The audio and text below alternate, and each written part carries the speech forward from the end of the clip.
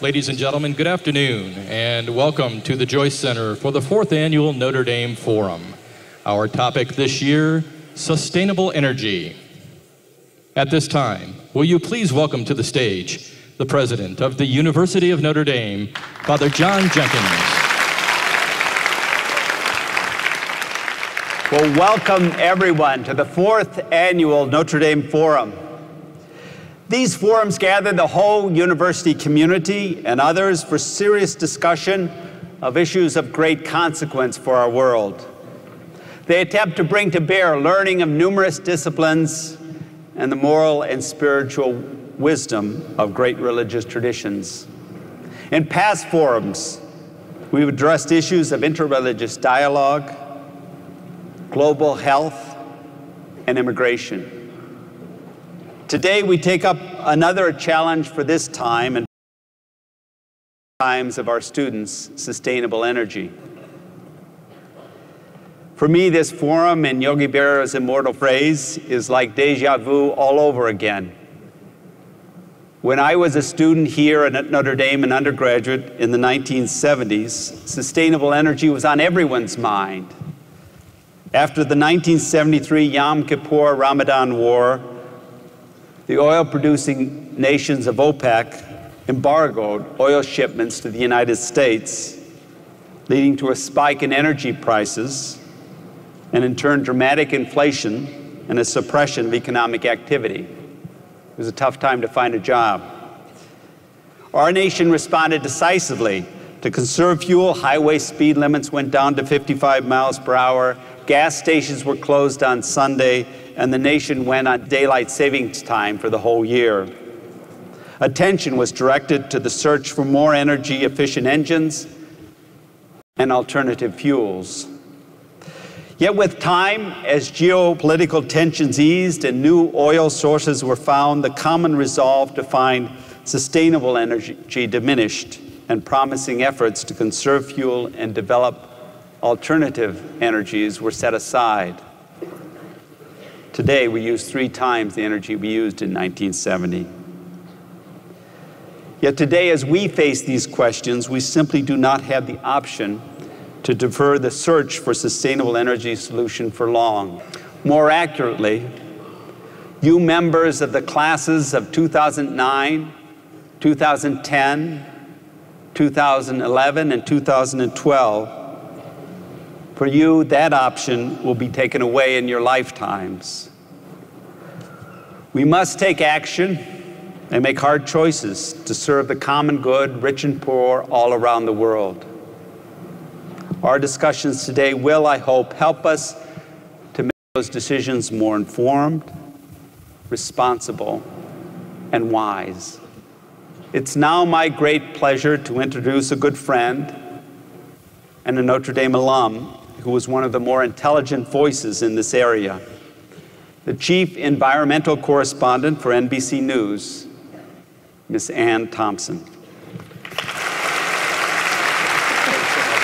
Thank you. Anything. Good afternoon, and thank you all for coming and filling this arena and talking about this very, very important subject. When I got my title at NBC, Chief Environmental Affairs Correspondent, within a couple of days, I got a new nickname in the newsroom, the Queen of Green, and to my colleagues, it makes perfect sense because I went to Notre Dame. I love what I do. I get to cover the world, and I get to learn about how we interact with this planet, and I can't wait to get up every morning and do my job.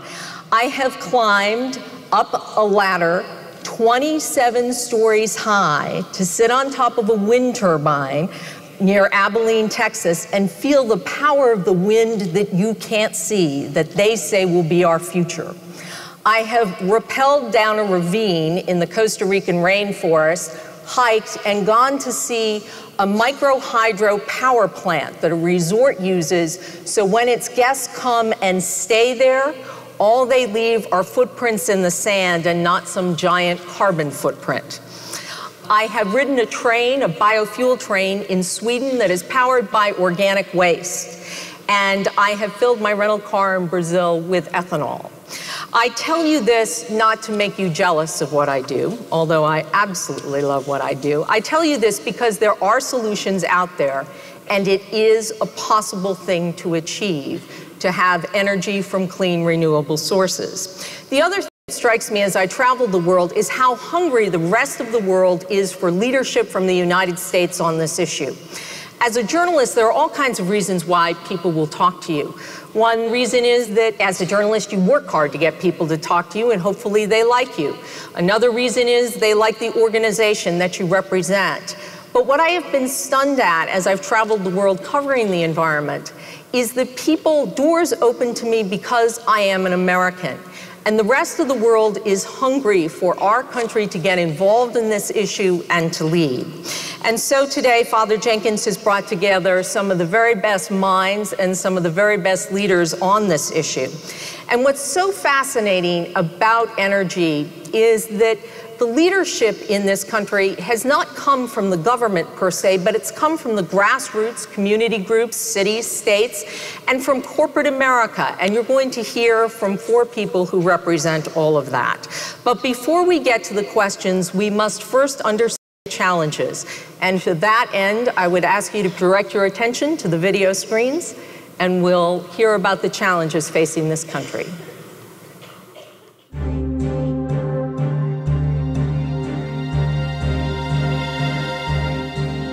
Well, we're at an energy crossroads today.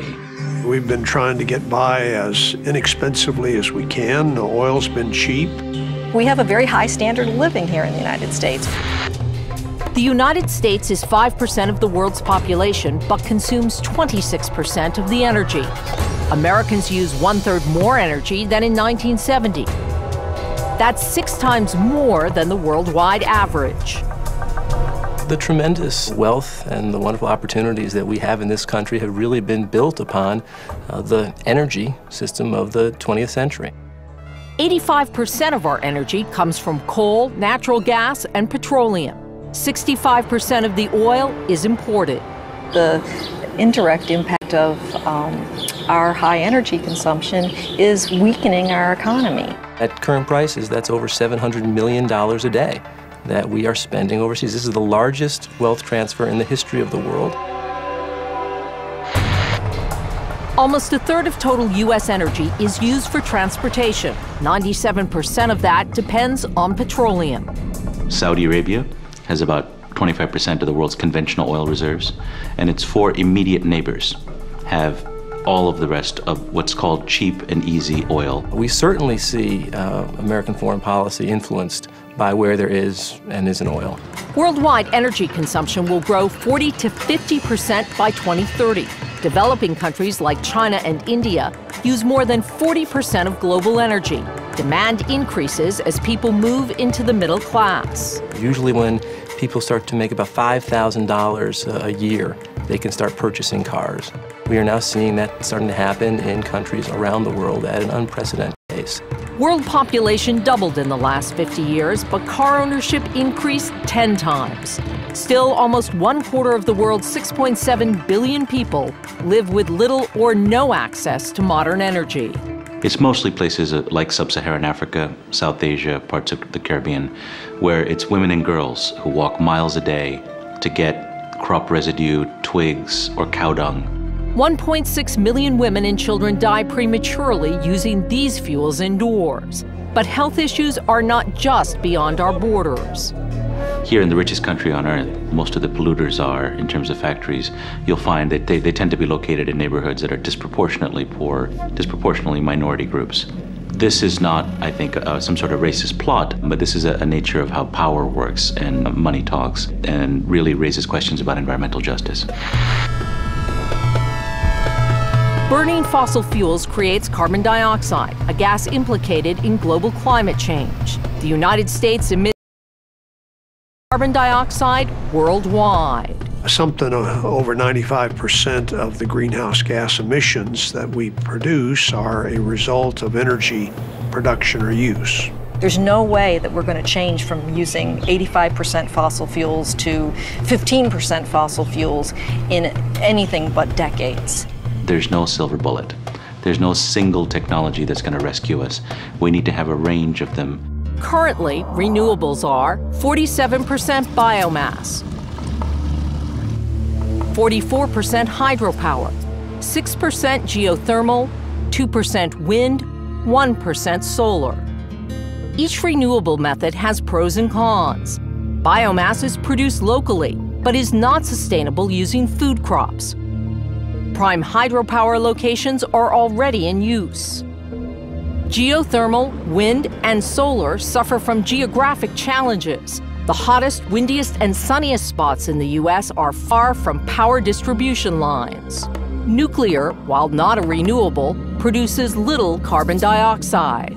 It's really the only significant source of mass commercialized non-carbon energy. It does not go on and off dependent upon whether the wind's blowing or the sun's shining. It, of course, has other concerns that people raise and that are real about how you dispose of the waste.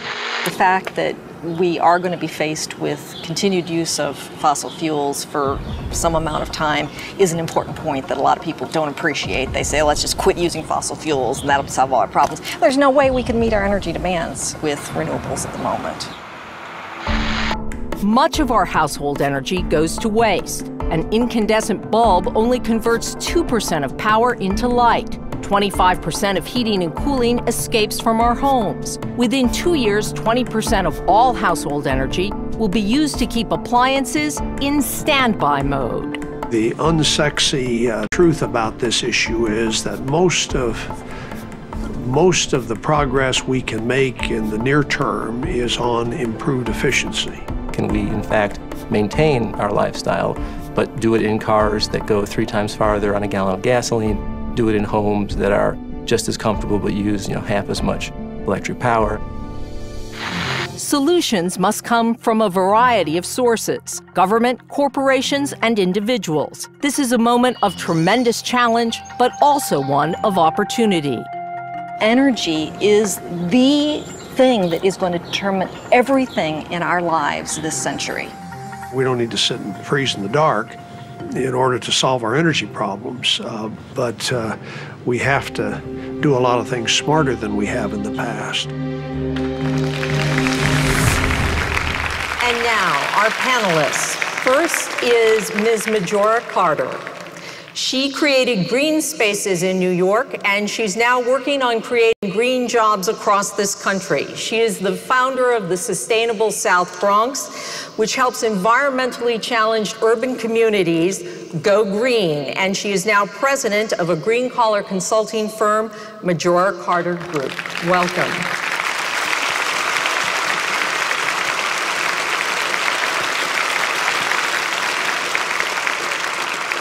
Our next panelist is Jeffrey Immelt of General Electric. He is the chairman and CEO. There are some who are surprised that General Electric has gotten into the business of clean energy, but they have because of Mr. Immelt. He has spearheaded something called Eco-Imagination. You might be familiar with it because of its dancing elephant commercials. It is a division of GE that has grown from $5 billion in 2004 to $18 billion this year and is expected to grow to $20 billion next year.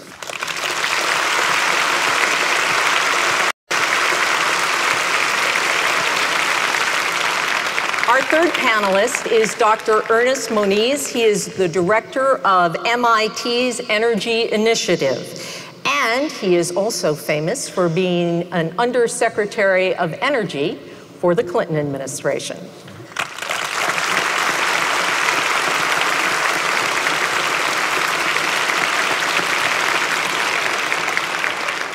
And if you watched the Democratic convention this summer, you probably saw this man, the governor of Colorado, Bill Ritter Jr. He is pushing his state into what he calls a new energy economy, but he is getting considerable pushback from the oil and gas companies for something called Amendment 58, which would repeal a tax credit. Governor Ritter wants to use that money to fund college scholarships in his state. The oil and gas companies want to keep that money. Have I got that right, Governor?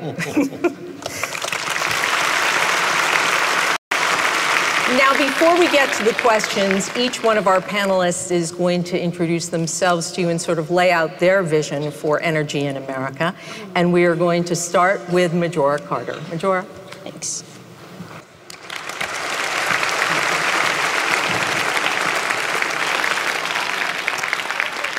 But don't you kind of think it's a little true that words like sustainability and green and clean are, you know, if you take what you read in the paper all the time, it's sort of like everybody and their mother's doing it. But, you know, take, for example, things like clean coal or, you know, safe nuclear waste disposal, you know, things like that.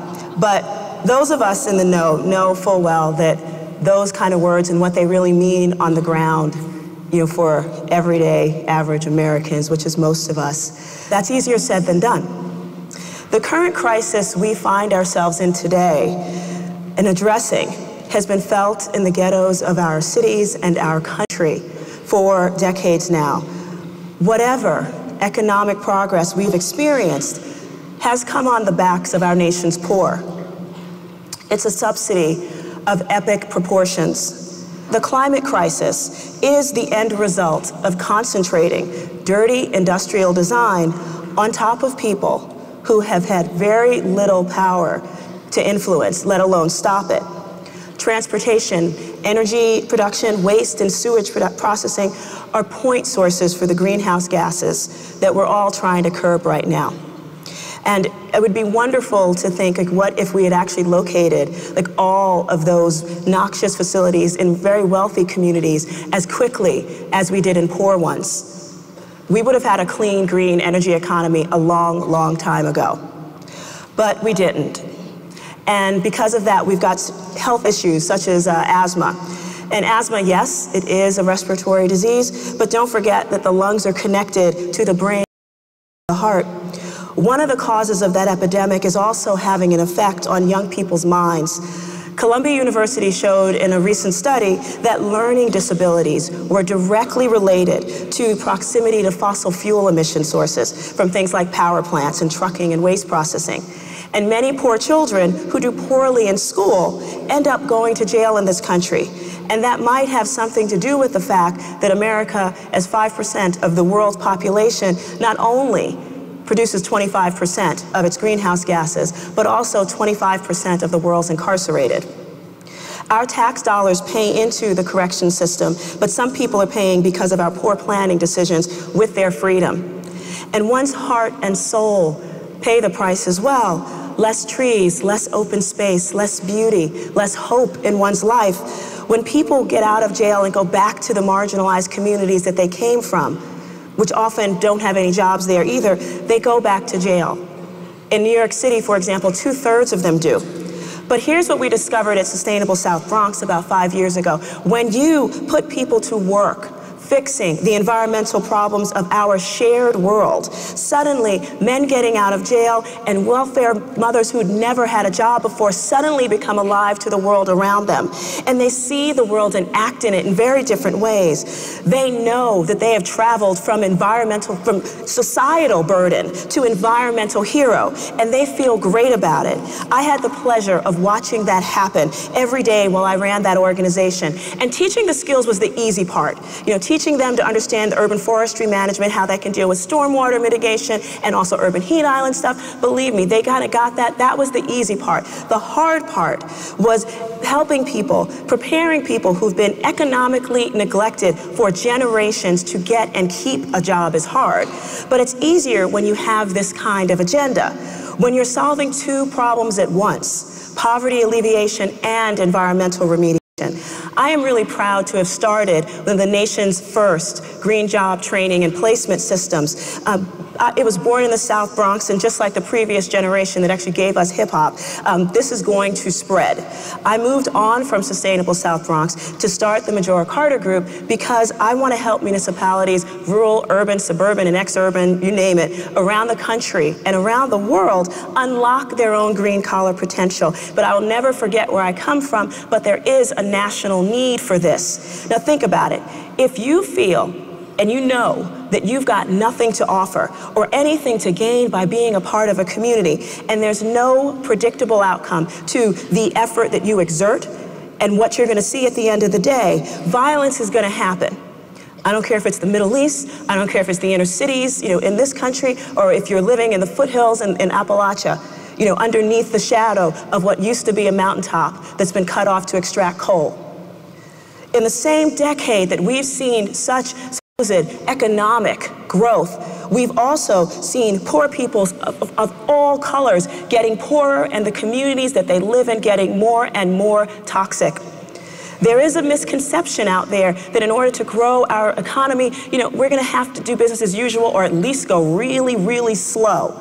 And because cleaning up the environment, mitigating climate change is just too costly a bill. Well, I say that the bill that we've been paying as humanity it's too hard for us to be experiencing even more. We need to create green-collar jobs so that poor people can see themselves as having both a personal as well as a financial stake in the betterment of our environment. We need to retrofit all of our energy and efficient buildings, install those solar panels, and build the national grid so that we can actually connect all the wind energy, that power that's up in the Midwest and Minnesota and way up there, and all of the sun that's in Arizona and all those places down there, and actually connect those with the centers that need the power. Hello, those are lots and lots of jobs. But this is as much about national security as it is about local economic development and building American pride. It's my understanding that American foreign policy isn't particularly keen on what's happening in Russia and Venezuela and their ideas of democracy. And I can't believe that any of us, think that just, some certain sects, of Muslim militants, in Arab countries, who are paying some of their people to want to promote terrorist acts. That is where some of our oil money is going to. So it makes sense for us to start thinking about a real domestic policy right now. Climate change can become a stable and profitable business opportunity, and we need to develop ways for the clean, green energy economy, a real one, to flourish right here at home with clean tech industries, green manufacturing, instead of outsourcing our production to countries that engage in slave and child labor, that don't share our values for human rights or the environment, or aiding and abetting acts of terrorism. We must stand strong on the moral and economic high ground without fearing those forces that'll distort, cheat, and lie to protect the portfolios of a very, very few at the expense of you, your neighbors, and all your future generations. Environmental justice for all is civil rights in the 21st century. People are aching for leaders to inspire them to believe that there is another way. We commemorated the 40th anniversary of Dr. Martin Luther King Jr.'s death this year. And I know that at the end of his life, he was talking as much about economic equality as he was about racial equality. And actually, the day that he was killed, he was actually in Memphis to talk about environmental work. He was there to support the black sanitation workers down there. So this was a man who knew a little something about that. And the prophetic dream that he had the night before, when he was up on that mountaintop, looking out at the promised land, what do you think he saw? I mean, do you think he saw 25% of the world's population incarcerated right here on American soil, or us producing 25% of the world's greenhouse gases? Do you think he saw millions of children suffering from environmentally related conditions? And do you think he saw people of all colors living in poverty in communities that were getting more and more toxic by the second? No.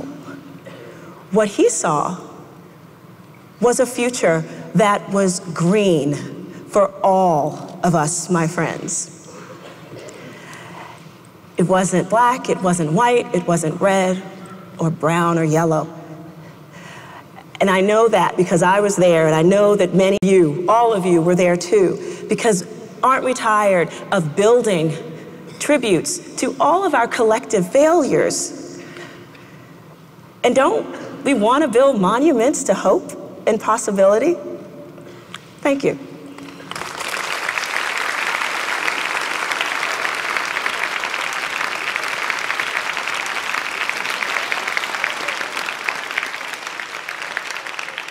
Good afternoon. So I thought I'd just briefly frame how I view the problem, and then I look forward to a great discussion. I would say I came at sustainability without at all having any emotional ties to the environment. You know, I've never camped in my life. The closest thing I've come to nature is golfing, basically. So I had no emotional tie or any kind of, at all kind of spiritual tie to the environment. I'm not saying that's bad. I just didn't come at it that way. I came at it more the same way you come at it as a student. I'm a student.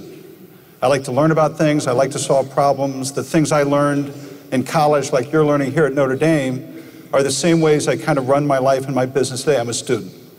So in 2003, I was studying a lot of our businesses, and I found a lot of our businesses across GE were working on energy efficiency, clean water, clean energy, environmental technologies. And so, gosh, I said, if 4 or 5 or 6 businesses are working on this, maybe there's really something going on here.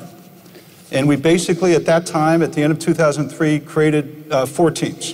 One team studied the science of global warming. One team studied public policy. One team studied our customers and what they thought. And one team studied the impact that if 1 billion new people in places like China and India start driving a car in the next 5 or 10 years, which they will, what will happen to the demands on energy and the environment? So we put 4 teams together, and here's what we learned. Global warming is a technical fact, and it's caused by man. I encourage all of you to go read the National Academy of Science study or any other study you want to read. Learn it for yourself, but we learned that.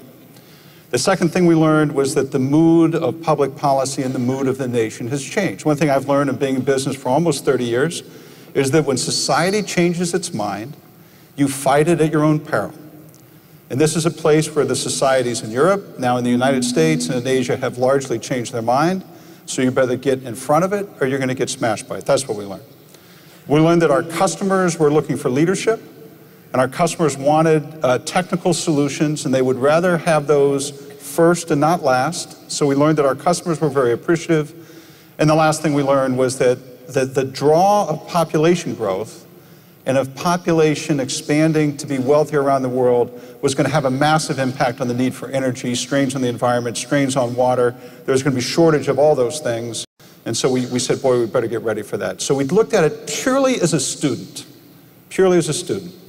So in 2004 and 2005, we launched an initiative called Eco-Imagination, and we said, green is green. That there's no crime in making money solving some of society's toughest problems. And that's what GE has done for more than 130 years. So we dedicated $3 billion of R&D to develop new products. We now have 70 new products. We said we would work with customers and try to reach $20 billion in revenue by 2010. We'll now reach $25 billion by 2010, up from $5 billion in 2005. We said we would reduce our own carbon footprint in line with the Kyoto Protocol. We basically reduced our own carbon footprint by about 12%. And we said we would be public. In other words, we would engage with the public, we would engage with politicians, we would try to be very vocal in terms of what we did, and we've done all 4 of those things. And it's been one of the most powerful initiatives that the company has ever had. I would say it's been more successful than I ever thought it would be. One of the things that I would say is that when we started, oil was $25 a barrel. Now with oil at 110 or 120, wherever it is today, there's a natural convergence between the need for energy efficiency and the need for clean power. And so you now have multiple ways to think about why this is so important for the next generation of people. So I would urge you to think about this both in terms of what's in your heart, like Majora can so eloquently, but also what's in your head. You're a student. If you study what's going on, you're going to come to a conclusion that this is extremely important. I would make kind of one other key point, that this is really imminently solvable. Since if you study R&D spending since 1945 in the United States, there's a tremendous amount of spending on defense. There's a tremendous amount of spending on healthcare. There's a tremendous amount of spending on NASA, things like that. There's been almost no money spent on energy technology over the last 50 years. If we can unleash the power of innovation, the entrepreneurial spirit in this country, it's basically a nascent field. If we can take all the things that this country is good at, this is imminently a solvable problem. And when we talk to politicians and we think about how do you frame a clean energy policy, we basically talk about three things. First, broad-based innovation and technology. This country needs to unleash the power of intellect. We shouldn't pick one technology, we should pick a dozen technologies, from renewables to more efficient hydrocarbons to conservation, and we ought to let those technologies really ripple through the system, and it's very important that we do that and unleash the power that we have in this country.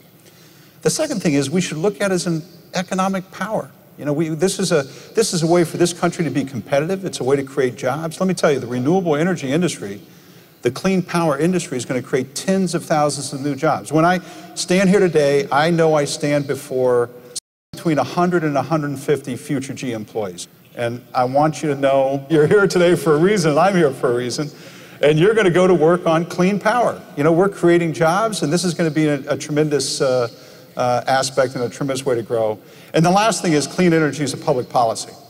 This is something where the government has to be a positive catalyst for change and has to be really in it with business, with society to help create it. I've studied 1,000 problems in my career. Sustainability, clean energy is a solvable problem. There's no reason to think about this as impossible. There's no reason to think this should take 20, 30, 40 years. This is a solvable problem. Thank you.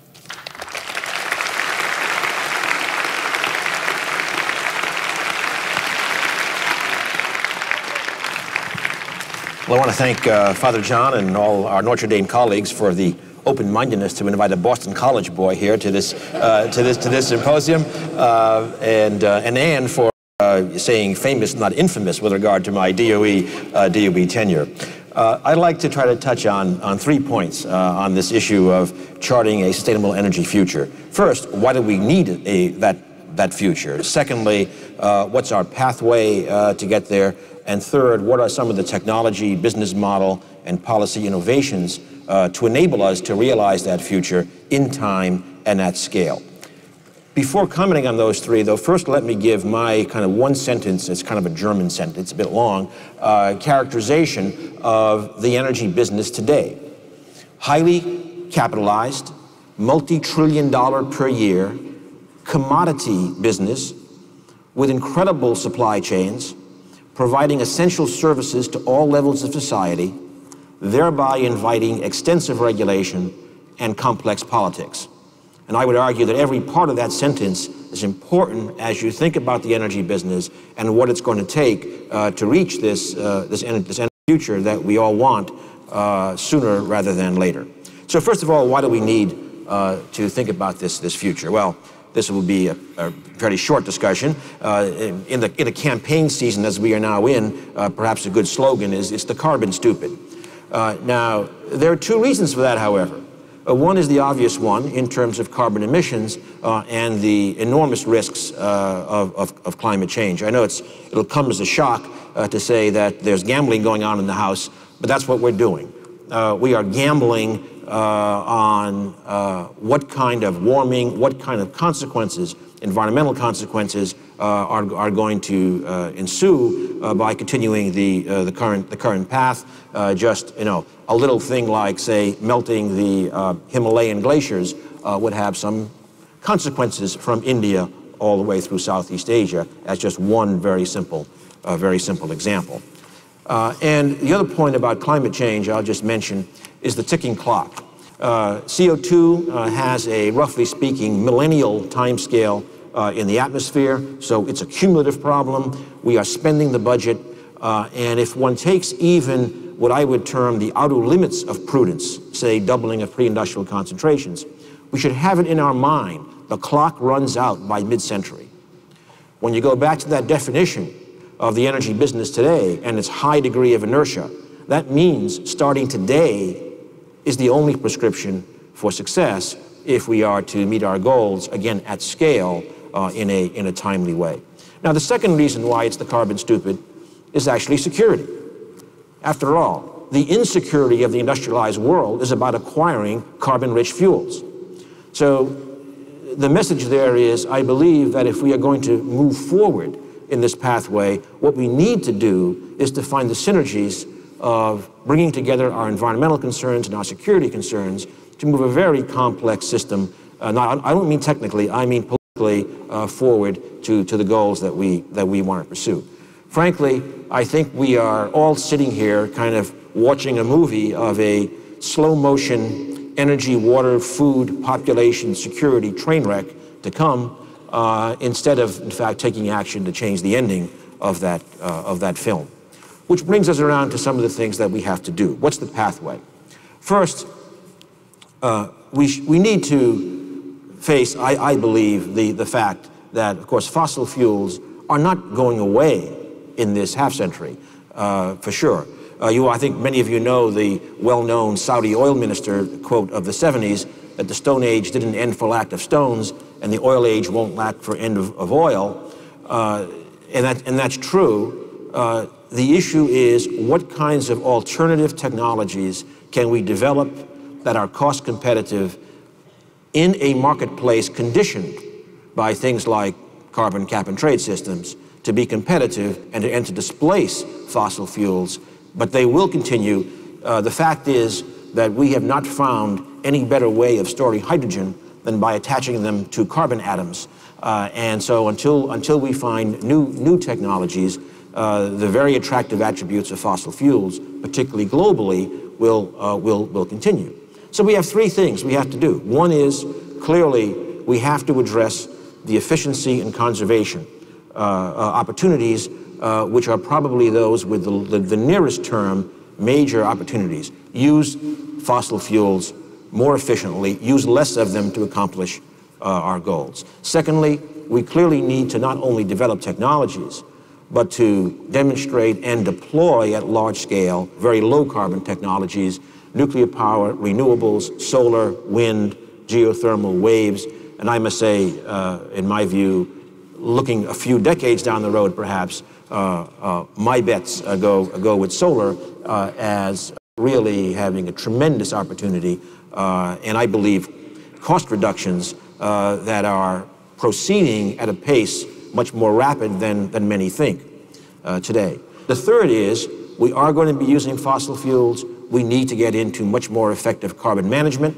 There are many approaches, but that which is perhaps particularly important is learning how to economically capture CO2 following fossil fuel combustion and sequestering it underground at very, very large scale and for very, very long times.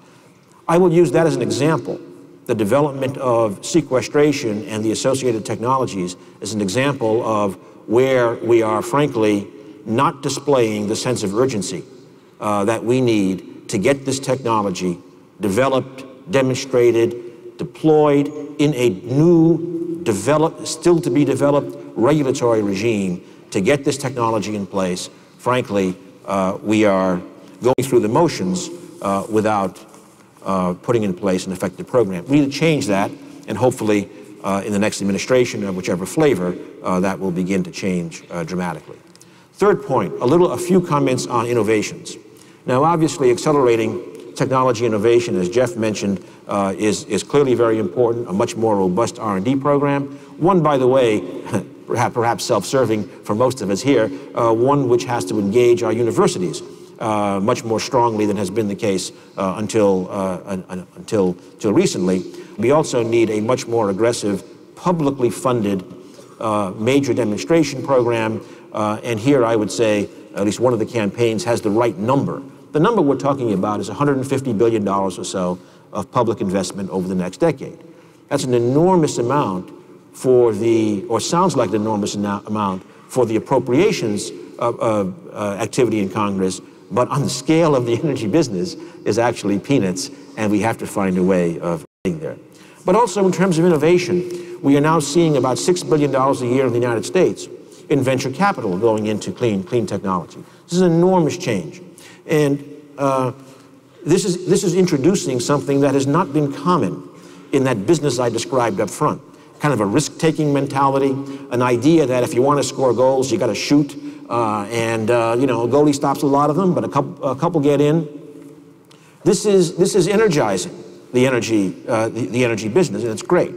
But it does leave, in my view, an unanswered question, and that is, how are we going to capture that innovation and scale it to the scale of the energy business? Something that's material not only on one company's balance sheet, but material for the public challenges we face in terms of environment and security. One of the things that we have not yet learned to do, in my view, broadly enough, is to learn how to match the innovative, entrepreneurial technology, let's call it startup culture, with the large energy incumbents, I'm thinking, let's say, oil companies, who want to become energy companies. How do we make that match so that the innovation flourishes and the scale can be accelerated, rather than what has too often historically been more of a graveyard for technologies as they are mismatched to the scale of the companies? So these are the kinds of challenges. It's technology, but it's also things like business models that we are going to have to learn how to harness very soon. And finally comes in my opening description, the policy and politics part of the equation. And again, I'll just make 2 points.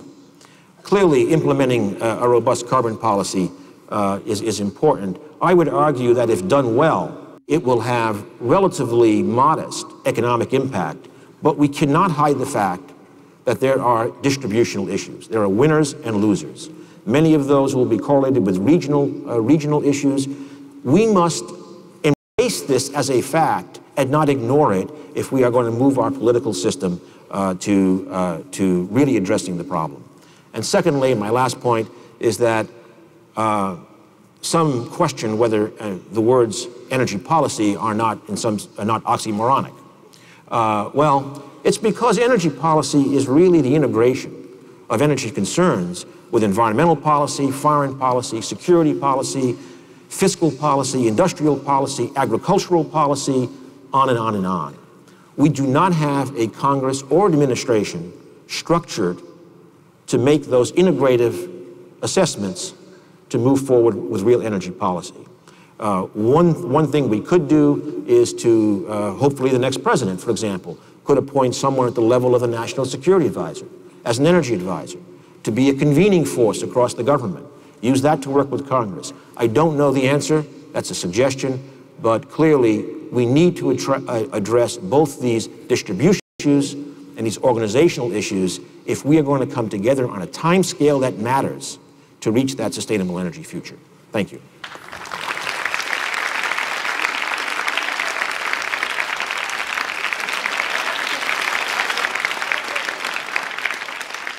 I also would like to take the opportunity to thank the conveners.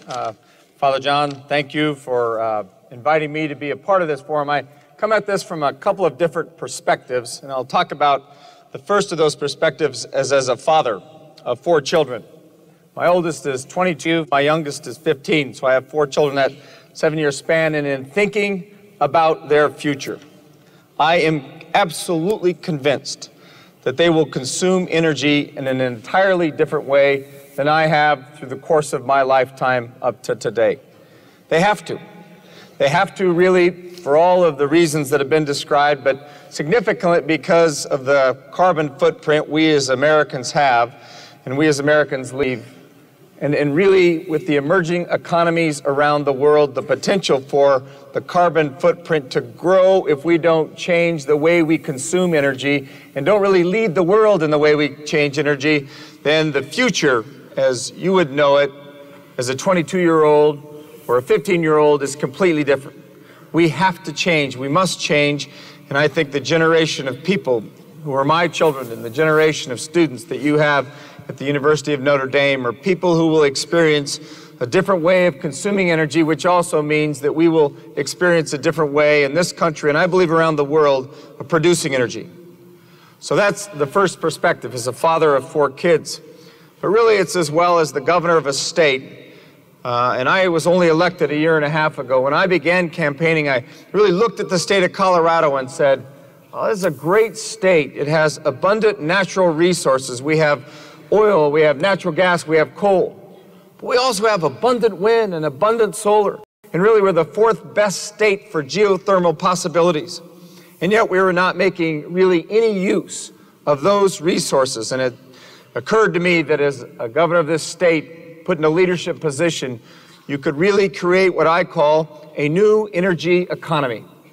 Just to change the way we think about energy, even in a Western state with traditional resources, and to take those extractive industries, coal and oil and gas, and mix them with industries that were about renewable energy, about wind and about solar and geothermal.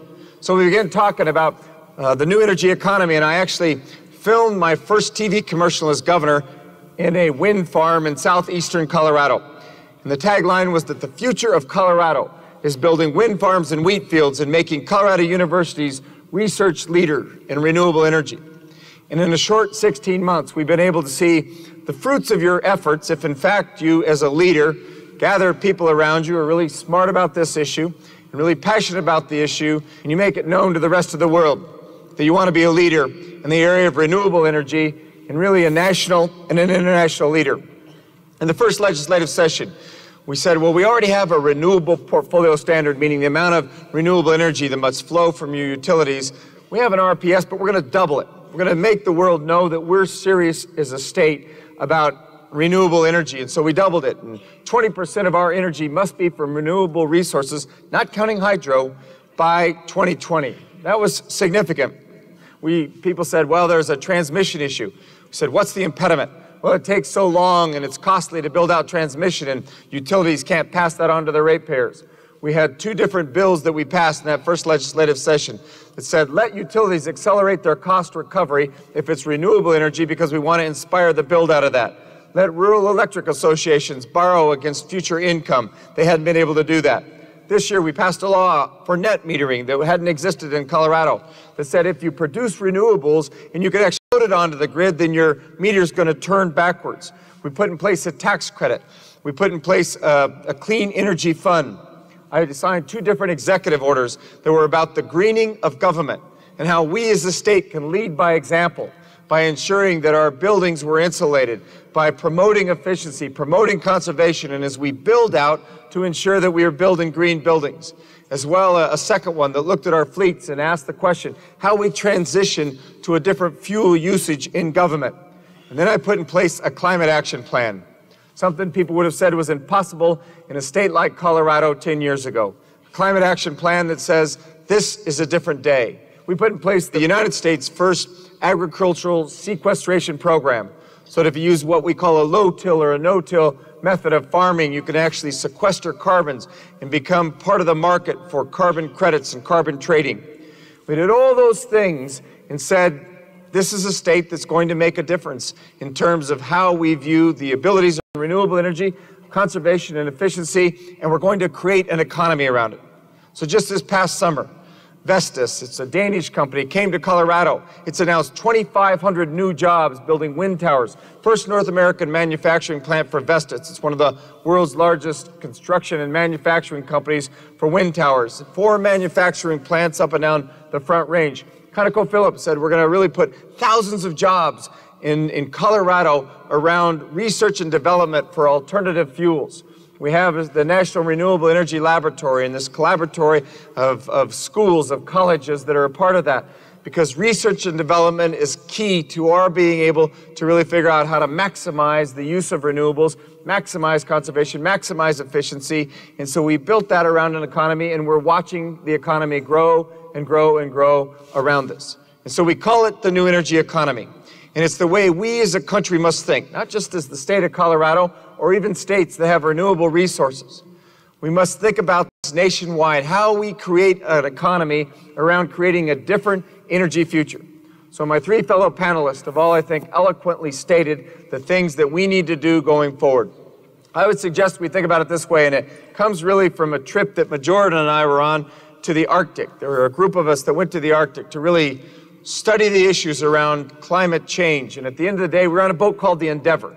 So we published a paper that said we're going to endeavor to act, this group of principals. And Jimmy Carter, Rosalind Carter, Madeleine Albright, Tom Daschle, the CEOs of eBay and Google and Monsanto, and people from the faith community, people from the nonprofit community, were all together. I used to say that if that boat capsized in the Arctic, I would have been in the paragraph, also on the boat. I mean, there were a lot of really important folks that were on this boat. And we came away with this sort of statement of principles that we were on the endeavor, right? And we were going to endeavor to act. And it was about 5 E's, that we're going to endeavor to act differently about energy policy so that we could achieve energy security in the United States of America, that we could achieve environmental security, that we'd really be taking action that impacted our carbon footprint and get to a place where we had some security around protecting the environment, that we would get to a place of economic security. As Jeff said, the ability to grow jobs with the new energy economy and thinking about how we produce energy differently. So those were the first 3 E's. The next 2 was that it was about education. And one of the reasons I think it's fantastic that you have this forum today on sustainability. It has to be about educating the public because awareness has to change in order for attitudes to change, in order for behavior to change. And we must have behavior to change. The 5th E is critical, and it's partly what Majora touched upon. It's about equity. That we don't build out energy policy on the backs of the poor, either the world's poor or the nation's poor. If we do nothing, there is an impact on the poor around the world.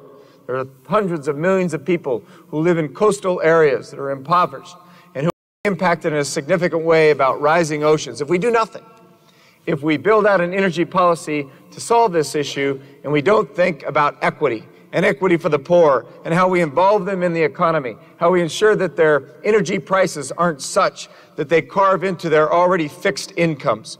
We really need to make that a part of how we think about it so that there isn't just one group of people advantaged by a new energy economy and a different energy policy. So think about it in terms of the 5 E's: energy, environment, economy, education, and equity. Those are the things that we must consider as we move forward as a country, and I think establish a leadership role in how we approach energy in the 21st century. Thank you. Thank you. Well, I think the first thing we should talk about is something that you hear about every day in this country, and that is the phrase energy independence. You can't open a newspaper, you can't turn on the TV without hearing that phrase from politicians, energy companies, activist groups. My question is, can America truly be energy independent? Have a country that does not need to import foreign oil? And Dr. Moniz, I'd like to start with you. The real issue is decreasing oil dependence. If we decrease oil dependence, we maintain diversity of supply. Frankly, we accomplish the goals that we are trying to achieve most economically, because it's inconsistent to talk about free markets and energy independence as long as we are oil dependent. Mr. Immelt, do you see us ever being truly energy independent? Or are we talking about energy security? Really, I don't think we'll be energy independent in our lifetime as a technical matter. Just because of the transitions that have to take place and the fact that hydrocarbons just dominate where we are today. But I think what we have today is almost the worst of all worlds, and that we have nothing. We have no energy policy. We have no call to arms. We have, and people are afraid. I mean, people have a lot of things to be afraid about today. And people are afraid because they have lost control. It's why the drill, baby drill gets such resonance, because at least it's got the notion of doing something. And so in a vacuum, the notion of doing something, anything, has great resonance, even if economically it doesn't mean one gosh darn thing. So I think what people are crying out for is, here's our vision of energy, and here's this country's vision of an energy policy. I take most of bills. It would probably 20% build out the grid fast, launch a couple big baseload technologies, drive conservation. If you had that, and people wouldn't be so consumed with energy independence and things like that, and which I think are just oblique and hard to do. And right now we just have a vacuum, and that makes people horribly afraid. If we have an energy policy, a national energy policy, do we run the danger of endorsing a specific technology much in the way that we did with ethanol, in that ethanol in this country is produced by corn rather than sugarcane or other things that could do it? I mean, are we going to get ourselves into a trap that way? Don't pick solar, don't pick biofuels, don't pick wind, let freedom reign. Everything needs a grid. Again, I don't think about being president's too hard. I'd say if I were king for one day, that's much easier, by the way. You just build out the grid. You'd have some kind of eminent domain. You'd build out the grid effectively, which you have to do. And then I think what Ernie's smarter about than I am is what's the future of nuclear and coal sequestration? Right now, for all the dialogue about nuclear, basically this much is going on in this country right now in nuclear power. So we're talking about it and all this other stuff, but there's nothing happening. So we have to make some, so in other words, what I'd say, Ann, is really I wouldn't specify other than some broad boundaries. And I think once you do that and put a price for carbon, then the entrepreneurial, intellectual capital in this country will do things that we've never seen before. And I think that's motivating and inspiring. Do we need an Apollo-type program to spur that kind of innovation and national commitment? I think you absolutely need leadership to enunciate a national energy policy. There are people who talk about Manhattan, a Manhattan-type project, an Apollo-type project. The problem with that is that you could get to a place where you're picking winners and losers in technology. We Western governors are actually trying to write an agnostic, politically agnostic energy policy for the next president. And one of the basic things is it's got to be a massive infusion of capital for research and development that has to be technology neutral. Because I think we don't know. We don't know what the future is. So it's very much what Jeff was saying, but we think there's great possibilities around carbon sequestration and actually coal gasification. Jeff's involved in a project in Wyoming. It's really the first time above 5,000 feet we've tried to gasify coal. It could mean a big difference for the United States, certainly. It could mean very significant things for China. China is, consuming coal and really building out coal plants in a very significant way. So I would just hate for us to think that an Apollo-type project has to be only about coal or only about nuclear, quite frankly, because I think we have to think about it in terms of the market allowing itself to sort of regulate what we do going forward and allow the infusion of research and development to incentivize us going forward in a way that gives us a leadership place in the world. Majora, from an inner city perspective, does it matter if the country has an energy policy or not, or are the problems completely different? It's not just related to an inner city. It's more like how are we going to impact the folks that did the least to cause the problems that we're experiencing, yet pay the biggest costs with their lives, with their incomes and everything. So in absence of a decent energy policy, those are the folks that are going to pay the most. And so what we want to do is really stop and think about what are the ways, because as I absolutely think folks are right, that there's not going to be one cookie cutter approach. It's not going to be nuclear, or you've got to lay the groundwork for lots of things to flourish. But I really do believe that one of the things we're going to seriously have to think about is how do we build a national grid that is not owned by anybody except our government, that allows us to really take full advantage of the resources that this country has in terms of what the energy economy could be. It's not quite low-hanging fruit because it would require an enormous amount, but it would, I think, create the kind of opportunities that would allow the places where there are potential for different kinds of renewable energy in particular to flourish. And that's not something that's really on the radar, other than the fact that we have to really pay serious attention to the fact why that's not being thought of right now. And it's often because what comes between states, where there's great renewable energy potential and where the actual markets are for all the energy are often oil and coal states. And so they don't want those kind of transmission lines to run through them. And if that's the case, then we need the kind of leadership that's going to say, look, we have got to start there, because that's going to be an enormously powerful thing to do, so that hopefully we won't have to go to the kind of things that we know are going to impact poor communities in a way that they will not affect people that can have the funds to adapt easily to them. How much would it cost to improve the grid, to turn it into a smart grid? Scale is probably $100 billion.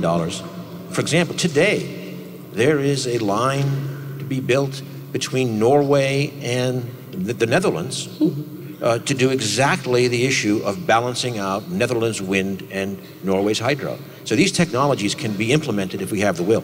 One other thing about a smart grid, in Colorado, Xcel Energy, it's our major utility. It has 60% of the customers in all of Colorado. They're putting in place a demonstration project. It's the first fully integrated smart grid in the United States. So they will put basically a computer into everybody's home and every business in Boulder, Colorado, and you will know where the source is for the energy you're using, whether you're off-peak, on-peak. If you have smart appliances, you can wire it into those appliances to shut them down, let them up, but you can find out the cost of the energy as you're using it, what things you can do to reduce your cost as you're using it. I mean, it's all there on a laptop. So I got to think that there are people in this auditorium who will live that way. Okay, if we look at what this country spends on, just the gross domestic product just for health care, 17% of our GDP. How much of that is actually caused by environmentally related burdens that are caused specifically by emissions from greenhouse gases? If we add up the public health expense, poverty that we have to pay for in one way or another, that kind of cost looks like chump change when it comes to what we could actually be saving. So the is going to look at that number not as an impediment, but as an investment in our future, is the kind of leader that we're going to need and that we should demand. If you want to have 20% renewable energy in this country, which I personally would start with that, I think that ought to be pillar number one. You can't do that without building new transmission lines. And people don't want those in their backyard. You've got dozens of state public utility commissions, you got governors that don't want it. And that's where the next president's got to stand up and say, hey, we're going. Here's what we're going to do. This is aspirationally what we need to have happen. And that's where the leadership has to come. The second point I'd make on cost is, look, all my colleagues say, hey, keep your mouth shut about global warming. If we do all this stuff, everybody's going to pay more. Just be quiet about it. Hey, guess what? We're already paying more. Has anybody checked recently? Yeah. In other words, the cost of inaction is what we feel every day. The notion that we're going to pay more is already a state of fact. So now the question is, how do you get control of our destiny? That's what the opportunity is. If we had a truly national grid, would that help solve some of the basic problems with renewable energy? Because there's no ability to store solar and to store wind power and turn them into baseload energy as they exist today, correct? If you map the wind in Wyoming, Colorado, New Mexico, you actually get very near base load if you put them all on the same transmission. And so we're looking at what we call a High Plains Transmission Authority. Base load meaning you can get it 24/7. Right, and on so demand. That's the deal. You can't, if you're just doing a little bit of wind, one wind farm, one place, you don't get base load. But if you put all of that on a single transmission line, you get kind of close to base load. And so we have to think about how the grid can help us use renewables to get to a place where you have either close to base load. And then if you have backup of natural gas, it's a cleaner hydrocarbon, you're certainly in a much better position than we are today with 1% of solar and 2% wind provided for the national energy picture. Not to add again this point I made earlier about the regionality of energy in the United States. Very crudely, Northwest hydro, Southwest sun, middle wind, Southeast bio, parts of the Midwest, Northeast, coal and big sequestration opportunities. So, in fact, if we learn how to have those in sync and a grid that connects them is essential, we could, in fact, go a long, long way. I will just add one thing. On storage, on solar, there's a lot of things happening. In particular, we tend to think about photovoltaics, but there's a lot of progress in solar thermal systems, and particularly in incorporating longer-term storage into them that can, in fact, level the supply. If you want to lead an entity as big as the United States, you need an energy policy that has no caveats, right? It says, we're going to do 20% renewable energy. We're going to build out a national grid. It's not like we're going to build out a national grid except if these 7 things happen. That's not a policy. So you have to have great, unbelievable clarity. 1, 2, 3, 4, 5. No caveats. I just think that's what's really critical, and let the rest of us, let the CEOs, let the other people figure out where they fit. I have to say, through the efforts we've had, I've gotten to know a lot of NGOs. I spent the first 20 years of my career avoiding NGOs at all costs. I just thought there was nothing good that would ever happen. We're not so bad. But Major, I think if you're going to solve something this big, we got to work together. I lead a big company. I know how to lead. I'm looking for somebody to actually lead me. Give me 1, 2, 3, 4, 5. Let me figure it out. I can invest risk capital, I can do all the things on my own. But what we have today is, we say we don't have an energy policy. In the last 3 years, 49 coal plants have been canceled. Guess what? That's an energy policy. It's just, you just don't know it, but we have the worst of all worlds right now because we have no policy, yet we have a subterranean policy that happens behind the scenes. And speaking of coal, a phrase that we hear a lot on the campaign trail this year is the phrase clean coal. Ernie, is there anything, does clean coal exist today? To the extent of remarkable cleanup, really, in new plants for conventional pollutants. Now, of course, the word clean coal has now been appropriated to also include carbon dioxide. Right. And today, we don't have it. I mean, clearly, we know how to capture carbon dioxide.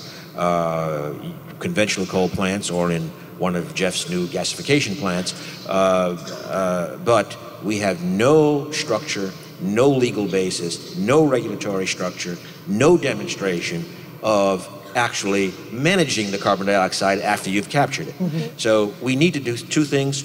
We need to get the technology, new technology, really to lower the costs of carbon capture. It's expensive, okay? But secondly, and for this there is no, in my view, credible excuse for not having moved in this country on serious, large-scale, appropriate demonstrations of carbon sequestration. But haven't we seen in this country exactly what we're talking about when it comes to cost as being an impediment? Because the government pulled out of the Future Gen plant because it went from $1 billion to $1.8 billion? To do something, you actually have to do something. Okay, you may just want to, in other words, coal gasification is 25-year-old technology, 25-year-old technology. It's not impossible to do. China is moving at warp speed. Most of this technology is going to be developed in China. Most of the science is going to be developed in China. We're doing a plant in Indiana, we're doing one in Wyoming, but other than that, we're just not doing anything about it. And that, that's okay if that's what our policy is, but if we actually think we have a policy on clean coal, we're not actually executing on it, right? We're going through motions, making believe we're doing it. But the Chinese are moving. So I think that's good because it'll take costs down.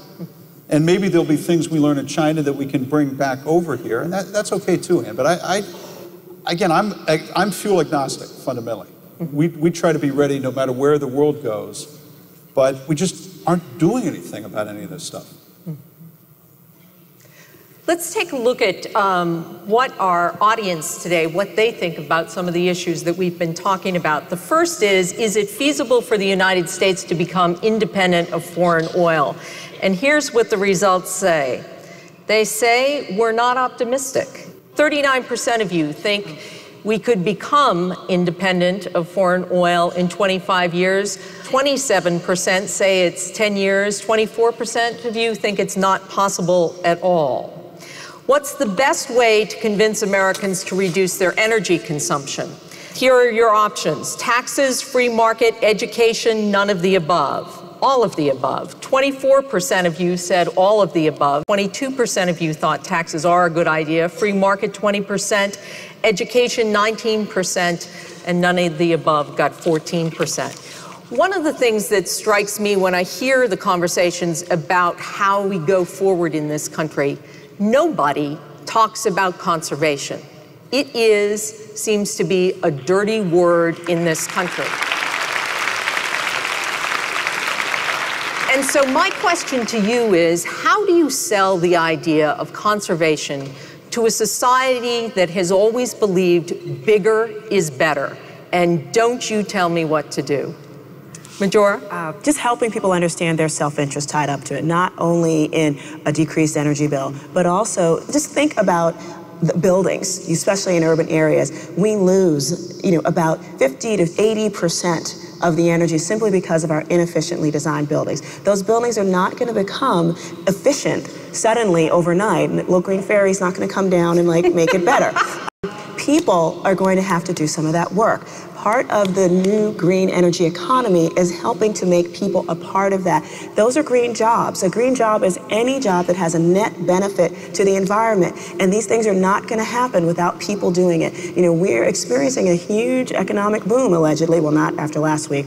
But, But people are getting poorer. The gap between the rich and the poor, it's widening, even when it was supposedly great. And so getting people involved on that level, like making them like a great part of the environmental change that we need to see, those jobs, they're in conservation. We do have to create the mechanisms to make sure that they can exist, but they're there, and we've got to help people understand that they're a part of the solution. And when they start to feel that way, inspiring, amazing things happen. We have not been given real opportunities lately to be the America that I know we can be. And we've been, Americans aren't going to do this, they won't sacrifice, blah, blah, blah. That's just nonsense. It really, really is. People want to feel a part of something bigger, and this is an easy way to get them to feel that that is what we can lead America and the rest of the world with, once again, in a powerful way. We had in Colorado, we have a scarcity of water, right? We're an arid state. We say out there, whiskey's for drinking, water is for fighting. Right? Because it's scarce. And so we went through a drought period. The biggest water user for residential use in Colorado is called the Denver Water Board. They said to their customers, we have to conserve. We're going to put in conservation principles. There weren't, nobody's going to jail for not doing it. They put in conservation principles. They reduced water usage by 20%. And then sort of the rains returned. They lifted the drought restrictions for watering, and usage stayed down. Because people found out they didn't need that other 20%. They could go without maybe the greenest lawn, or go, pay attention to the amount of time they had for showers or baths, things like that. But they reduced 20%. They cut out a fifth of their water usage, and they believe we can do that going forward and keep it that way as long as, as time immemorial. The same is really true. You have to think of it in terms of a scarcity, or a commodity where we are utilizing it and it has an impact. And I really do think it is partly leadership, partly our need to educate and to talk about really the implication of treating electrical usage as something that has a scarcity and has a consequence if we don't monitor it. But I think, like Majora does, if we really did that, we can make a case to the people of this country that we have an impact, and we can bring that down, and we can keep it down if we really have the right kind of leadership in place. So we went on this trip to the Arctic, and I came back. My sleep patterns were disturbed. I woke up at 2 in the morning, and my wife said, "What's wrong?" And I said, "My children are not thinking about climate change right now. They're out clubbing." It's like, did you hear Jeff say, go to the National Academy of Sciences and look at the report? Yeah. Look at the report on climate change. I sat down with each of my kids and said, this is your problem and it's my problem, but you're going to be the one paying the bill if I don't act now, and you need to understand you're a part of the solution as well. And that's what I think it is that we all agree we're part of the solution, and then we tackle it that way as a society. How do you get people to use less without a crisis? If oil was $20 a barrel, I think, the auditorium might be half full right now and people might be sleeping, Yeah. This has caught everybody's attention. Now, I think what's good for people that are advocates of global warming is that there's a natural 90% overlap between fuel efficiency and reduction of global warming. So now's the time to strike. If you believe in global warming, now's the time to go. Our aircraft engines have better fuel burn than the competition. Our gas turbines have better fuel burn than the competition. Our locomotives have better gas burn than the competition. We philosophically design all our products to help conservation. Mm-hmm. And we are sold out. We're a net exporter. It creates great American jobs. And so I think this focus on using technology to drive fuel efficiency, therefore conservation, is what it's all about. The automotive industry fought CAFE for 25 years in this country. Mm-hmm. From the early 80s till today, fuel efficiency standards were fought tooth and nail. And we never philosophically fight that stuff. We think high standards are good standards because they make us more competitive. Mm-hmm. It's not like this isn't the first time America's gone through a crisis, guys. We've been able to accomplish amazing, great things, and I think we need to call upon all the resources that we have, in particular, the American people, and expect them to rise to the challenge. And also to the occasion, of like, how do we lead again? And we're not expecting that of each other. And I think that that's really unbelievably sad, especially when people want to be a part of something bigger. I'm sorry, just had to say that. And yet, if I talk Mike Jackson, who's the CEO of AutoNation, he says, you tell me the price of And I'll tell you the kind of cars we can sell. When gas was $1.50 a gallon, that's why we have all the SUVs in this country. People bought Hummers. Who needs a Hummer? I mean, think about it, really.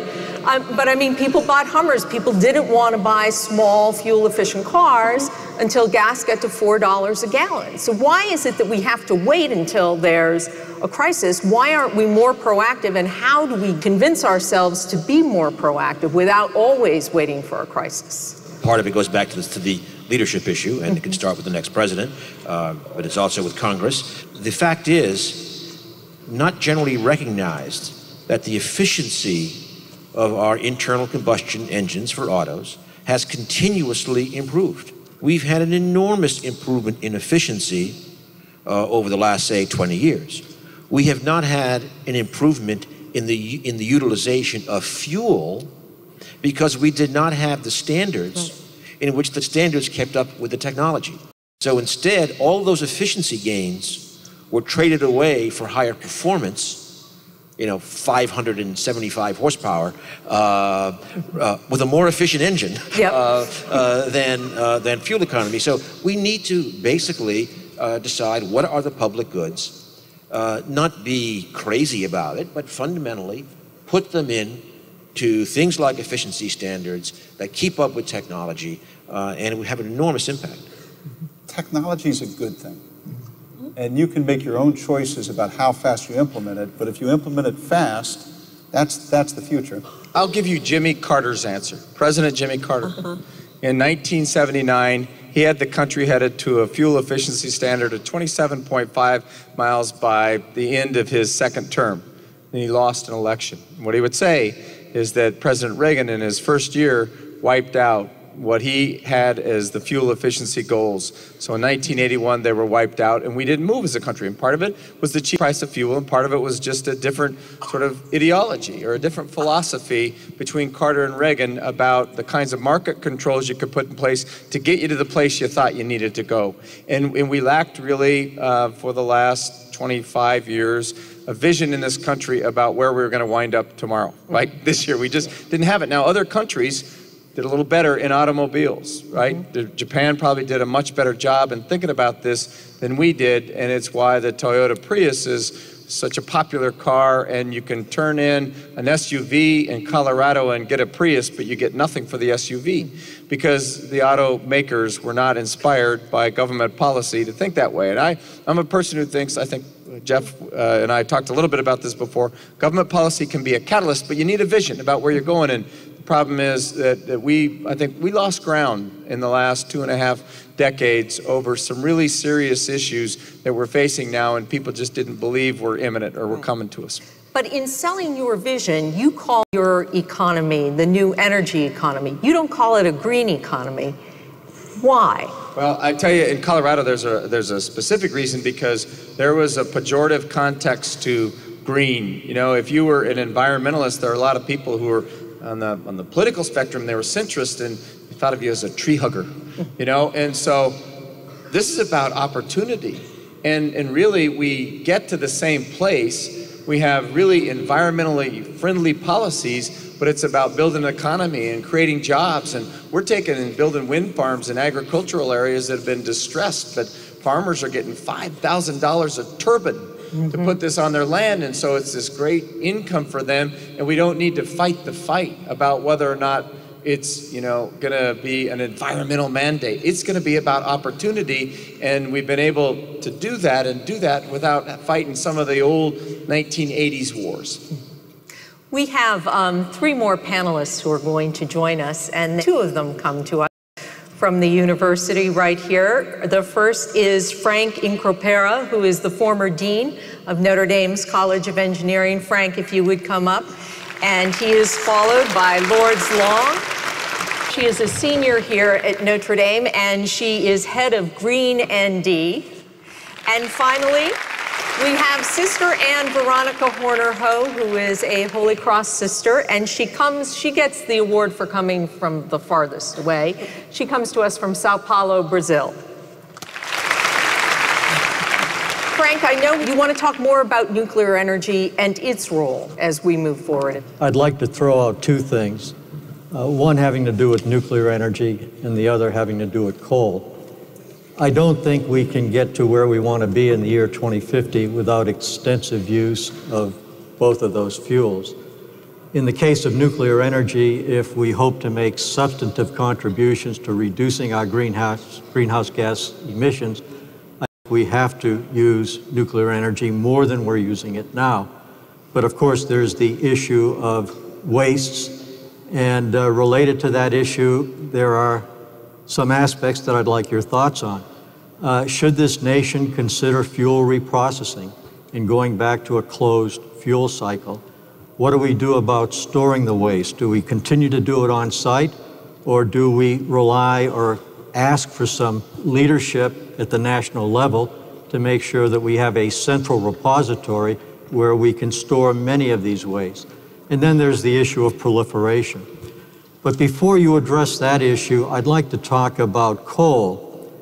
To me, it's not a matter of whether the United States, China, and India will use its coal reserves. They're enormous. They're relatively inexpensive. To me, the issue is how they're used. And I'd like to contrast what's happening in Washington today with what will happen in Europe next week. Next week, I believe the European Commission will approve 2 articles that will allocate about 10 billion euros to the development of between 9 and 11 scaled demonstration facilities for capturing and sequestering carbon dioxide. One of those facilities will also be the world's first ultra-supercritical coal-fired power plant intended to get to efficiency of 50%. They're going to move forward with this. They're going to develop the technology. Their companies will create value-added jobs to ultimately deploy that technology globally. In Congress right now, we're still jockeying with a plethora of climate change bills, most of which emphasize cap and trade policies.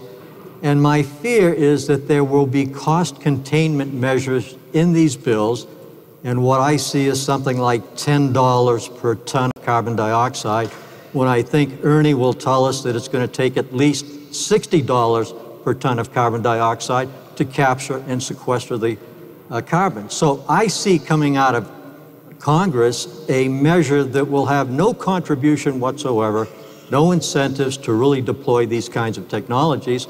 And from my point of view, coal will then be used in not the way it should be used as we move down the road. Starting with the nuclear question and the reprocessing, there's a lot of buzz today about resuming reprocessing. To do so with existing technology would be purely foolish. Indeed, the current technology of plutonium technology has actually essentially no significant impact on improving waste management. However, there are certainly concepts for new technology with closed fuel cycles that could very well dramatically improve waste management, and these need to be pursued aggressively. Unfortunately, they are not being pursued in any reasonable way either.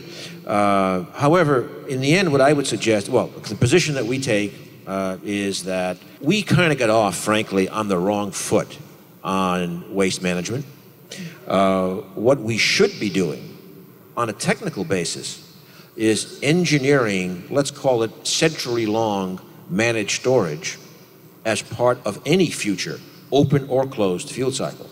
Well, if we do that, guess what? It also gives us the time to look for those new technologies, and 50, 75 years from now, we can decide what is the right pathway.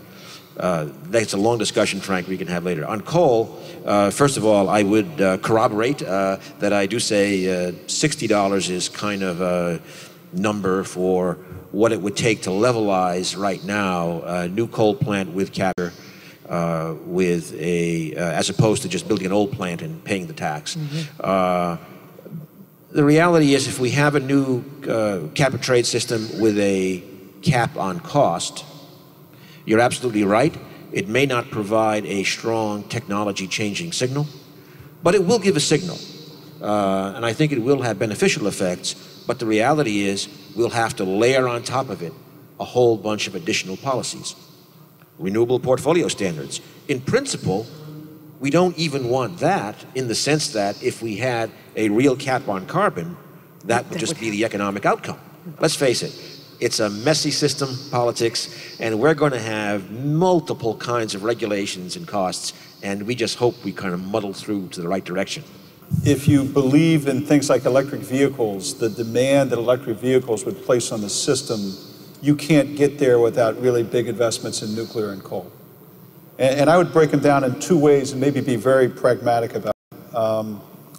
We're never going to get clean energy legislation that includes some price for carbon without a future for coal. The coal states won't allow it. They're very powerful in this country.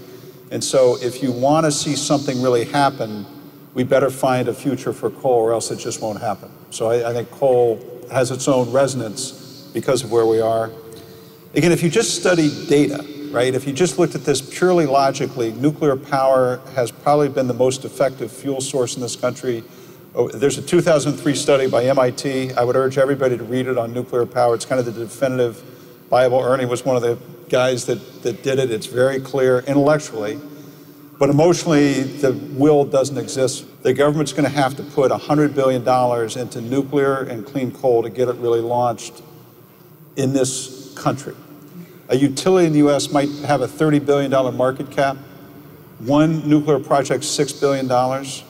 No CEO in his or her mind would ever make that step without some kind of government guarantee. So I think that's where we are. We're stuck right now. This issue of storage, France, I think, has some 80% of their powers from nuclear. And so as a governor, I asked the question, where does France store their spent rods? And they store them right on site. Well, they reprocess. They reprocess. You know, they're very good. They probably advanced that reasonably far. The French system, if they just stay where they are now, technically, they have gained nothing real about nuclear waste management. I'll just take one fact. For example, the statement is made that by putting this stuff into glass, the volume has been reduced by an order of magnitude. The only merit in that statement is that it's true. It's, however, irrelevant, because the issue isn't volume, it's heat and radioactivity, and that hasn't changed at all. But they still have this waste storage issue. Slovenia, the ambassador from Slovenia came to see me. They have a nuclear plant. They went to Russia to say, can we store in Russia? Can we, Siberia? The Russians said no.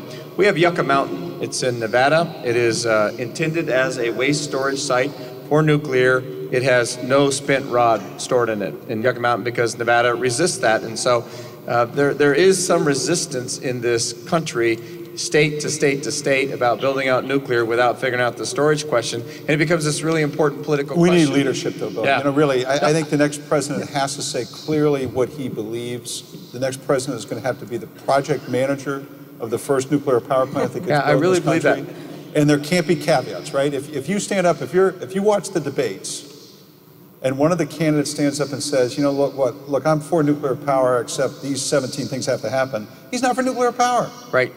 That's code for I don't want to do it. And so, now I'm not saying who to vote for or things like that, but I think, Bill, what you've done, 1, 2, 3, 4, 5. Here's our energy policy. Not one except this, or two if we do that. That's right. How clear we have to be, or else we're not going to do it. Yeah, and I think I really agree about nuclear. It has to be like that. You would have to manage it as a governor. Yep. When you become, Secretary of Energy or something like that. Lords. Yeah. Governor Ritter, you briefly mentioned natural gas. We've seen a massive expansion of our natural gas capacity in the electric power sector, mostly due to environmental standards, but also due to incremental demand. In the absence of CCS with coal or significant renewable development, will we see continued build of natural gas? What will that mean for our energy security? For Colorado, let's just give you an example about the build out of natural gas. 10 years ago, we had 1,000 new wells permitted. In 1999, this year we'll permit something over 7,000 wells. So an increase, now that's oil and gas, but this is largely the increase is natural gas. I call it a transition fuel to a place where, if we're gonna get to a place of reducing greenhouse gases by 80% by 2050, really that's goal a lot of people talk about. Natural gas can play a role in that because we have abundant resources and, quite frankly, it's a cleaner hydrocarbon, cleaner burning hydrocarbon. If you look at California's new clean energy mandate, natural gas fits within that new clean energy mandate. So those of us with natural gas resources look at California as a place where we may someday export. And so it is a fuel that will play a role because it is cleaner. It's a cleaner hydrocarbon. But I think if you get past 2050 and you're looking at reducing by 80%, I think there'll be a technology by that time that could replace natural gas altogether. It is part of our future as much as I think clean coal, quite frankly, and nuclear are part of it. Natural gas will play a role. There are a lot of new unconventional natural gas resources, shale gas, and so the buzz in Congress today is let's develop these resources. So what you do is expand the infrastructure. Jeff sells a lot more combined cycle systems. That's great for GE. But you build up demand, you build up the infrastructure, and you come to a point where domestic supplies can't meet demand, and maybe in 10 or 15 years, you're in the same position with natural gas that you are with oil today, relying extensively on LNG imports. So I would be a little more cautious in how we move down that path. Ernie, one question I have about natural gas is that, like many other energy sources, you have to use a lot of another natural resource to get the natural gas that's in the shales underneath this country. I mean, when they're digging natural gas wells in Pennsylvania to get the natural gas that's in the Marcellus Shale, it takes 1 million gallons of water to go in and drill down and then drill across and use the water to bring that out. So in a state like Colorado, where you don't have a lot of water, or even in a state like New York or Pennsylvania, where you are blessed with a lot of water, you're still using this resource, and not just using the resource, but you're mixing it with sand and some chemicals that are toxic. So it has problems of its own, doesn't it? And I think, Ann, we're not smart enough as we sit here today to pick the right one. All that's happening today in this country are gas and wind. You know, in other words, the only thing new utility CEOs are putting in today is gas and wind, which is going to drive exactly the problem Frank talked about. Natural gas prices are going to go up. You know, steel prices on wind terminals has gone up. So we've kind of de facto gone to 2 technologies where I think we ought to be going after 12 technologies, plus conservation, plus price for carbon, things like that. Sister Ann? Yes. We have been talking about China and India. Even though I was born in Shanghai, I would like to ask a question from the Brazilian perspective. In Brazil, Brazil has developed a clean and renewable transportation fuel, ethanol, which is made from sugarcane and substitute for petroleum. Relative to corn-based ethanol, it requires far less energy to produce, is much less expensive to produce, and reduces life cycle greenhouse gas emission by a factor of 8. In light of these advantages of sugarcane-based ethanol, should the U.S. remove its barriers to importing Brazilian ethanol? And for those of you who may not know, there's a 54-cent a gallon tariff on imported ethanol in this country. Who wants to take that? You know, sister, you're obviously not running for president in the United States, or else. I love it. The farm lobby would really big bullseye on that head. But yeah, but that's really the case right now. It's like developing opportunities for trade, when it's actually something that could be helpful, to us, would be an enormously brilliant thing for us as a country too. Considering now we know that ethanol from corn costs way more, in terms of the energy that it costs to produce it, than you're ever going to reap back. And not to mention the fact that, we're spending so much on corn subsidies in particular, and it's also fueling our obesity epidemic as well, by the way. So we're not really getting too much out of that, are we? But it's it's a really interesting, I think the idea of trade is something that we need to bring up in terms of the global context, like what would make the best use of all of our resources, and thanks for raising it. one of the things I did when I visited Brazil this year is actually, kind of took a plane out on the Amazon to actually see one of these factories at work, and it was brilliantly done, brilliantly conceived, very economical. And again, if logic prevailed, we should be importing sugar from Brazil or importing ethanol from Brazil. We shouldn't be doing corn-based ethanol, and it would be more economical, and they've done a great job with it. And we can learn a lot from how they've done it. Without getting into a long discussion, but I think with your question, Sister Ann, and Ann's last question about water, there are enormous systems issues that we have not come to grips with.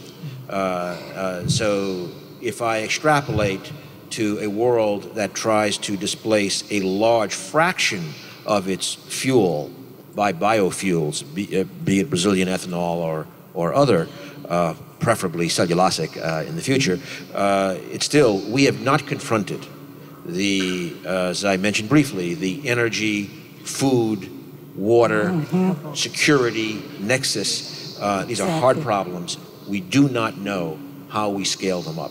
The interesting thing about corn ethanol, and I'll just speak from the perspective of Colorado, it at least got Coloradans to a place where they were thinking differently about how to power vehicles, right? And corn ethanol, I think, has a lot of downsides to it. You mentioned some of them just based upon, the kind of fuel economy that's involved. But, inflationary food prices, world food prices have been inflated as a result of a push on corn ethanol, particularly in the United States. And so there's a reason to back off of that. There's a reason to look for a different technology. In Colorado right now, we're researching and pretty advanced research on the use of algae as a biofuel in our collaboratory as part of the National Renewable Energy Laboratory. Will it be cellulosic? Will it be algae? I don't know. But we needed to get to a place where we changed people's thinking about it. And corn ethanol played that role. Now we need to look at this and say, hey, this has a negative effect on inflationary pressures on world food prices. Where do we go to next? Well, research and development has to be the driver. And that's part of it. And we have to be, I think, nimble about our policy so that some lobby, the corn lobby, can't insist we stay with corn ethanol even when we know it has these other negative downsides once it's done its job in transitioning the way we think. I have two questions that I want to end with. First is, we live in a country that has less than 5% of the world's population. We use almost a quarter of the world's energy. Is there a moral standard of how much energy use is appropriate, especially when there are more than 1 billion people around this world that don't have access to energy as we enjoy in this country? Majora? Wow. That's the big thought question. I think folks have said it in different ways on the panel earlier, but the assumption is that things are going to have to stay exactly the same, that the amount that we consume is going to stay the same, how that we consume it is going to stay the same, and that's just not true. I mean, you've got technology, you've got innovation, you've got some of the best minds in this world thinking about that. What our role is to do, and I do truly believe that research and development is going to be an enormous, push in that direction, but it's also going to come with back to people who really believe that there's something that we can each contribute to the betterment of this world. We just have to start believing that that is our responsibility, and it's not a sacrifice to do it. It's actually a gift to give out to the rest of the world. Governor Ritter, do you see energy use in a moral perspective? You were a missionary in Africa. You saw how tough it was. Having no sense about your carbon footprint has a moral dimension to it because of what I believe about climate change and the peril of us not acting. I don't know how many people here have an iPod at home right now plugged in. It's fully charged, but it's plugged in. How many people have a computer that they walked away from, gets turned on, they didn't turn it off, they just walked away from it and came here and thought they had to get here quickly, and so they didn't turn it on or unplug it.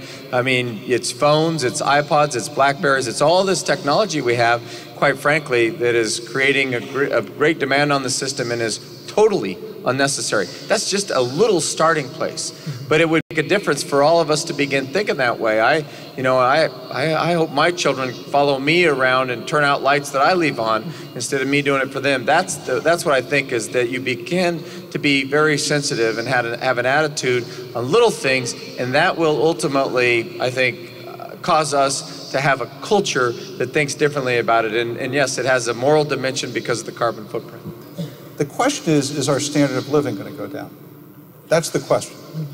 And that, I think, is built up in the intelligence and the innovation and the will that we have to be an active participant in taking our own carbon footprint down, finding technologies that we export to China and India and the rest of the world. But look, there's a car you can buy in India that you can buy for $2,000. There's going to be 500 million new drivers. So I think, Ann, this is less a question about how good we're going to be in our beneficence to the world, and whether we have the will to fight for our standard of living, and we better get off our butt. Ernie?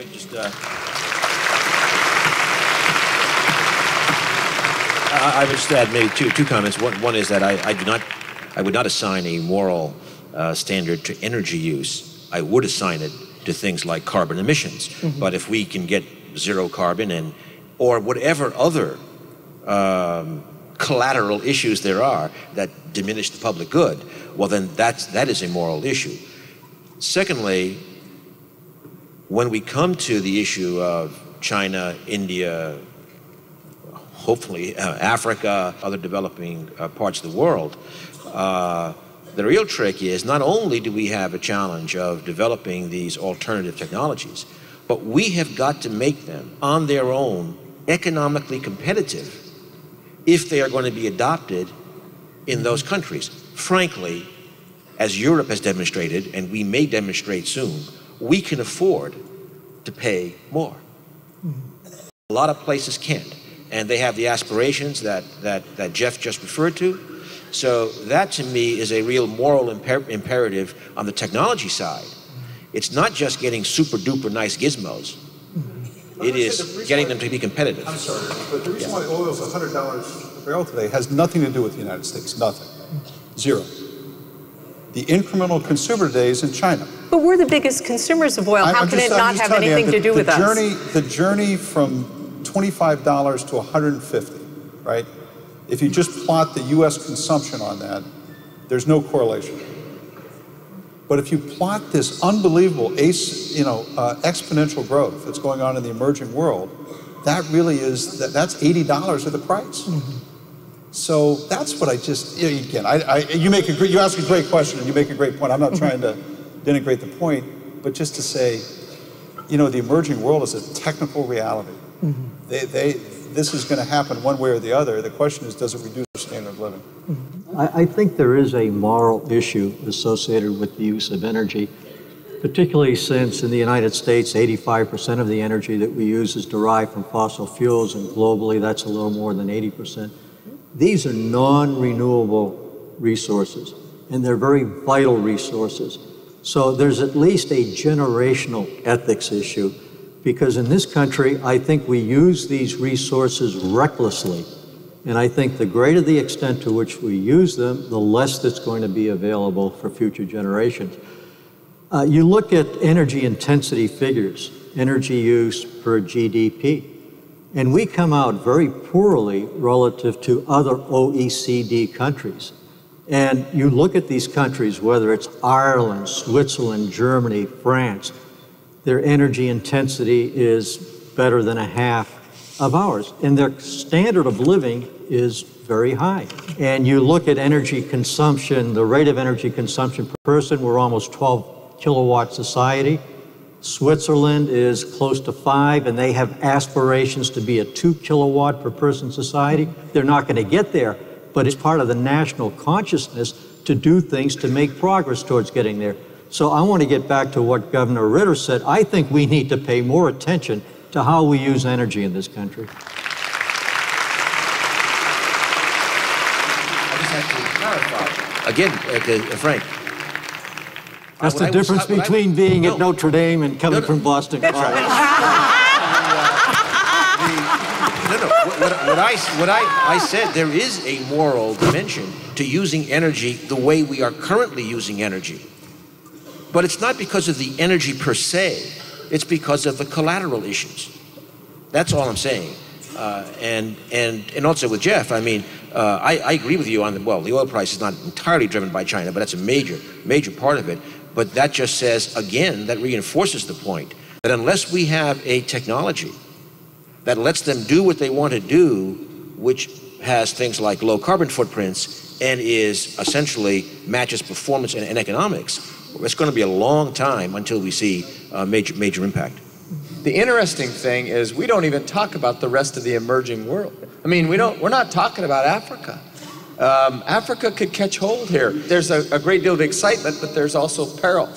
And it really speaks to the need for the United States to produce a national energy policy that's futuristic, that looks at reducing carbon emissions and doesn't do it on the back of the world's poor. Let's weave this into the next president's energy policy, okay? I wouldn't make one of the points on the next president's energy policy, let's be more generous to the rest of the world. What I would say is, let's go create some jobs. Yeah. Here's what we're going to do, guys. We're going to create jobs. Because if we can reduce this, we can use technology. That's where we're going to create jobs. Yeah, that's a winner. But somebody said this before. The world is waiting for the United States to lead the way. Totally right. And so it is not about us putting in place a way for us to be good to the rest of the world. It's about creating a leadership role and having people look at us and saying, you're right. We inspire innovation, we inspire creativity, but we have to have an infusion of cash, and we have to have leadership to do it, and we'll have this positive residual benefit around the world if we do it.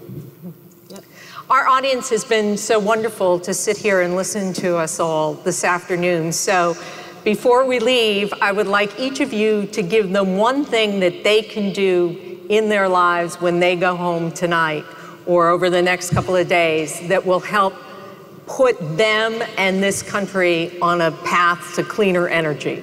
Majora, what's the one thing you want people to do? Support green jobs and funding for the training, placement, and development of new green industries in this country, starting from horticultural infrastructure and going all the way up to clean tech. That is going to be the way that America is going to lead and really create those kind of jobs that are going to show that we can support people as well as the environment and lead the way for the rest of the world. Jeff?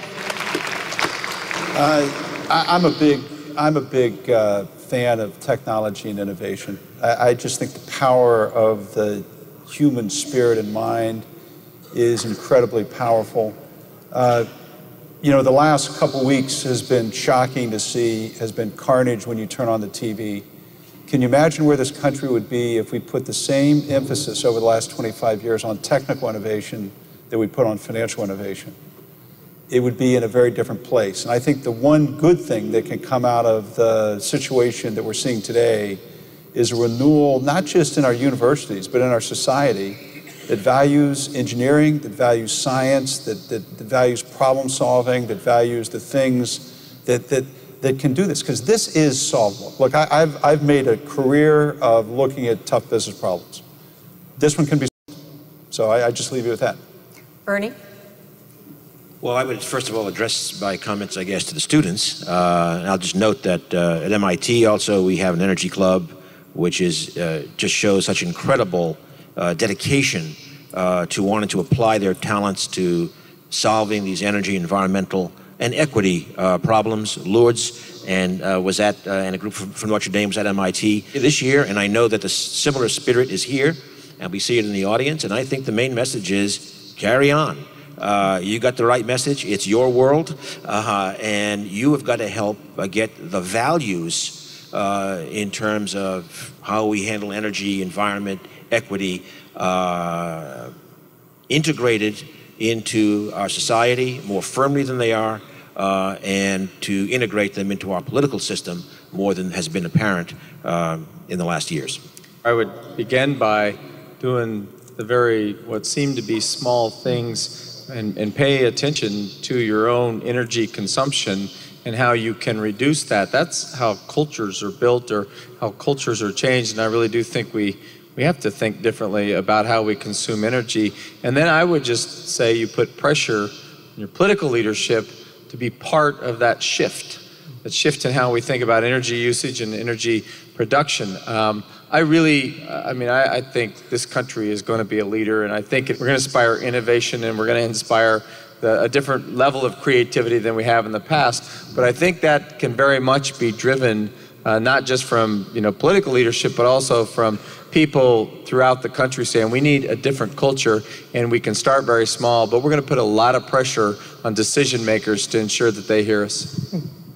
And here at Notre Dame, we have the best example of how small things can add up to a lot. There is an organization that rates colleges and their sustainability, and they came out with their ratings today, and I am proud to tell you that Notre Dame has made the biggest improvement of any college or university over a 2-year period to that goal of sustainability. We have gone from a D- to a B-, so we have more work to do, but